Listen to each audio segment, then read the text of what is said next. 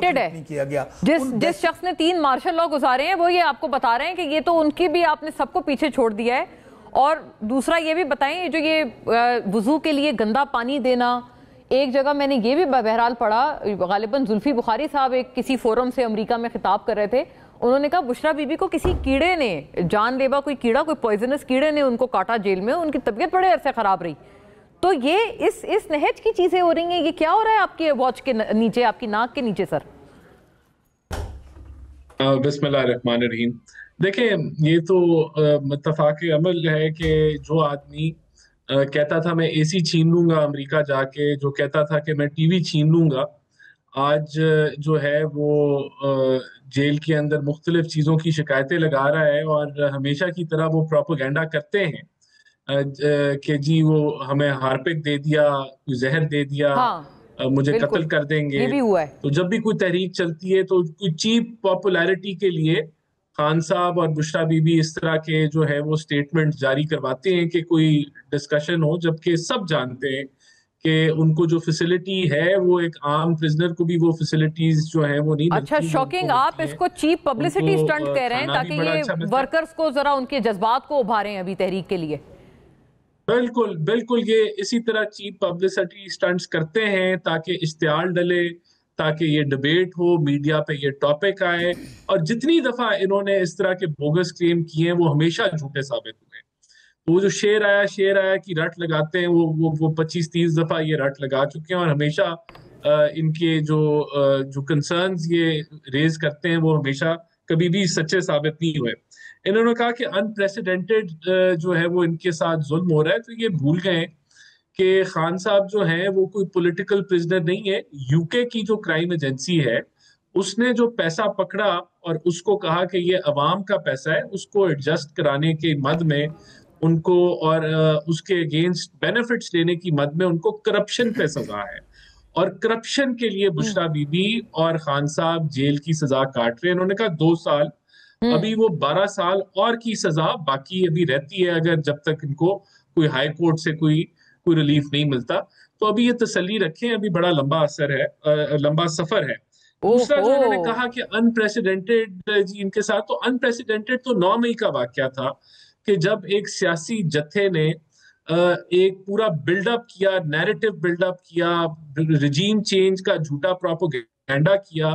उसके बाद खान नहीं तो पाकिस्तान नहीं, रेड लाइन खान के नारे लगा के मासूम पीटीआई के लोगों को बेवकूफ बना के उधर इश्तिहार डला के वहां 12 फौजी तनसीबात पे यक वक्त हमलावर हुए। तो ये अनप्रेसिडेंटेड है। और बिल्कुल देखें उसकी सजाएं होंगी, अगर नहीं होंगी तो नहीं। राना साहब वो कहते हैं आपने यास्मीन राशिद साहिबा भी, वो जाहिर है कैंसर पेशेंट हैं, वो उम्र दराज भी हैं, उनको आपने उनकी वाकई वो वीडियो है, वो कह रही है एक जगह पर आपने देखी होगी, सर्कुलेट कर रही थी, वो कह रही है ना जाए इधर, तो उनको भी सजा हो गई। तो वो ये सजा का तो फिर यही मायने हुआ कि आप इनकी तहरीक से ही खौफजदा हैं। ये टाइमिंग क्यों इतनी मैच कर गई है? टाइमिंग तो बड़ी अहम होती है सियासत में।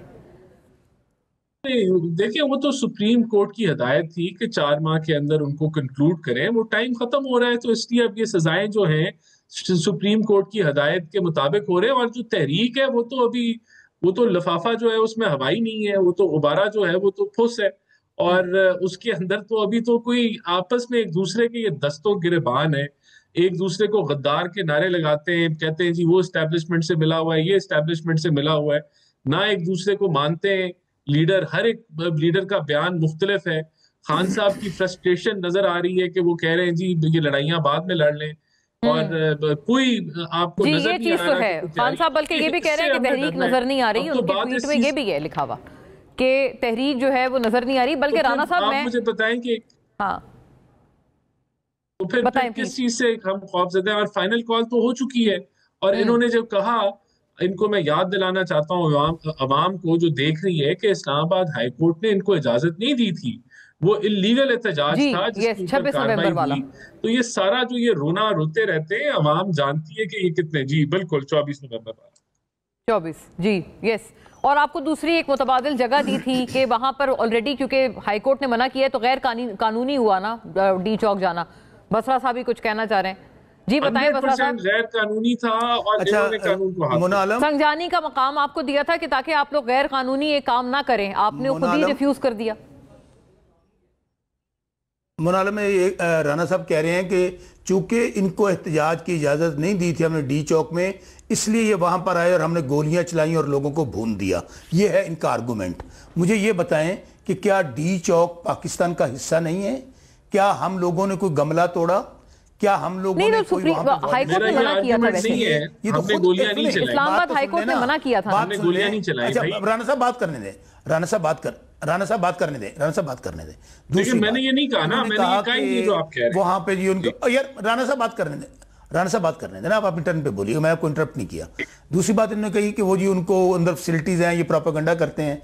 हमने ख्वाजा आसफ ने एक प्रोग्राम की थी, प्रोग्राम में कहा था, लीना शीरी के प्रोग्राम में, तो हमने कहा था कि एक टीम को भेज दें वहाँ पे। 10 दफ़ा हमने सहाफ़ियों का नाम दिया है, क्यों नहीं उनको अंदर जाने देते वहाँ पर, वो जो हमने फैसिलिटीज़ दी हुई हैं। चले हम इसको, लेकिन मैंने एक बात सुन लें, ये 9 मई की इन्होंने बात की, ये कैसा 9 मई है?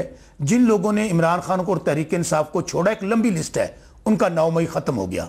ये कैसा 9 मई है जिसमें हमने कहा कि आप जिसमें हमने कहा जुडिशियल कमीशन बनाएं और इसकी लाइव कार्रवाई दिखाएं। अगर 9 मई सच्चा होता तो इसकी लाइव प्रोसीडिंग दिखा रहे होते जुडिशियल कमीशन बनाकर।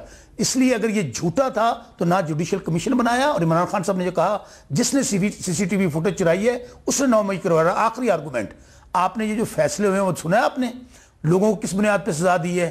कोई शहादत नहीं। और वो क्या जिन्नात थे कि एक वक्त में वो जनाब वो कहते हैं बसरा साहब, ये फैसले में ये दर्ज है ना कि 7 मई को मंसूबा बना था कि अगर गिरफ्तार हुए ज़मान पार्क में बना, और तो ये करना है, और इन तंसीबात में बैक वक्त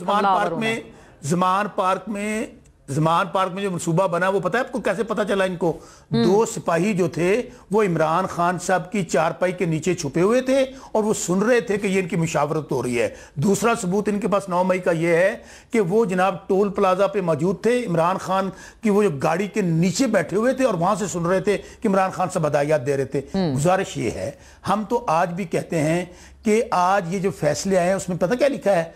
हमारे लोगों को जो सजाएं दी हैं कि आप लोगों ने चूंकि पीटीआई छोड़ी नहीं, आपका पीटीआई से तल्लक है, इसलिए आपको सजा दी जाती है, और बाटा रेट है 10-10 साल 10-10 साल।